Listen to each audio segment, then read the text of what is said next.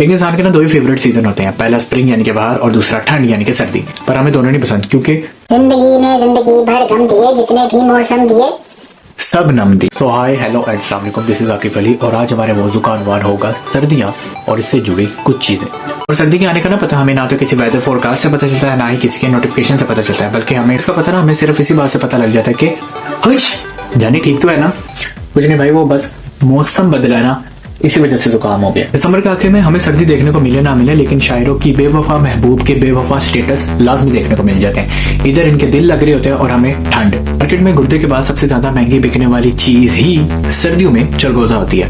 I mean एक time होता था जब तुम iPhone 14 या फिर सिविक दिखा के अपनी सेटिंग को ओके कर लिया करते थे, लेकिन आजकल के दौर में अगर तुम्हें लगता है कि तुम उसे चने दिखाकर फसा लोगे तो हो सकता है कि तुम गलत हो। बाबू ने तोरा ताया नहीं, चलगोजा खाएगी वो। इतना तो बाहर के मुल्क में क्रिप्टो नहीं महंगा होगा जितना हमारे मुल्क में चलगोजा महंगा है। घर गिरवी रखे तो हम 4 दाने चलगोजे के खरीदते हैं, जिसमें से 2 वैसे ही खाली निकल आते हैं। सर्दियों में बुजुर्ग हजरात मरने से पहले वसीयत के नाम पर 4 मरला खानदानी जमीन के बजाय 4 किलो चलगोजे नाम करके चले जाते हैं। बहुत ही खास किस्म के लोग आपको सर्दियों में देखने को मिलते हैं, जो अपनी गाड़ी पर व्हाइट हेडलाइट लगवाकर पूरे रोड पर अपनी पेश करवाते फिरते हैं। ऐसे लोगों को मैं दिल की गहराइयों से सिर्फ इतना ही कहना चाहूंगा, भोसड़ी के मोटर चोट बहन के लोड़े। अब ठीक है।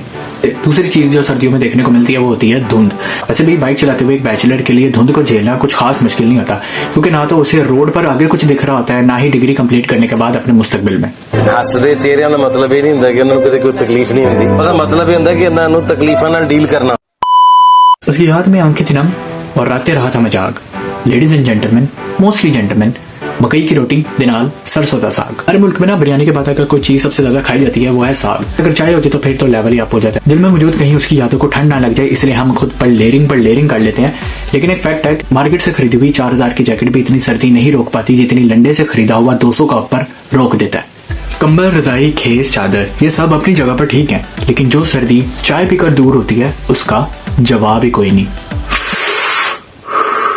और सूटे से भी बहुत दूर होती है। बाकी सर्दियों के फायदे भी बहुत है, लाइक आपको अपने दोस्तों के साथ टाइम और खुद के साथ ओवर थिंकिंग करने का खुला टाइम मिलता है। सोसाइटी जहां पर हमारी जिंदगी में आग लगाकर खुश होती है, वहां पर हम लकड़ियां जलाकर चाय पीकर हाथ सेक कर ही खुश होते हैं। माशरे में फैले हुए घिरे हुए लोग और सर्दी के माहौल में फैली हुई स्मोक हो या फोग, इससे बचें और इनसे बचने के लिए मास्क का इस्तेमाल लाजमी करें। बाकी यार आज का मौजूद सिर्फ इतना ही था। बाकी जब भी आप घर से निकले लेयरिंग करके निकले, और हाँ मास्क का इस्तेमाल लाजमी रखें। और हो सकता है कि सर्दी लगने की वजह से आपको लाइक और सब्सक्राइब करने में मुश्किल हो सकती है। आई नो, आई अंडरस्टैंड, कोई मसला नहीं, टेंशन नहीं है, ठीक कर देना भाई फिर भी। Okay, this is Akif Ali, अपना ख्याल रखिएगा, अल्लाह हाफिज।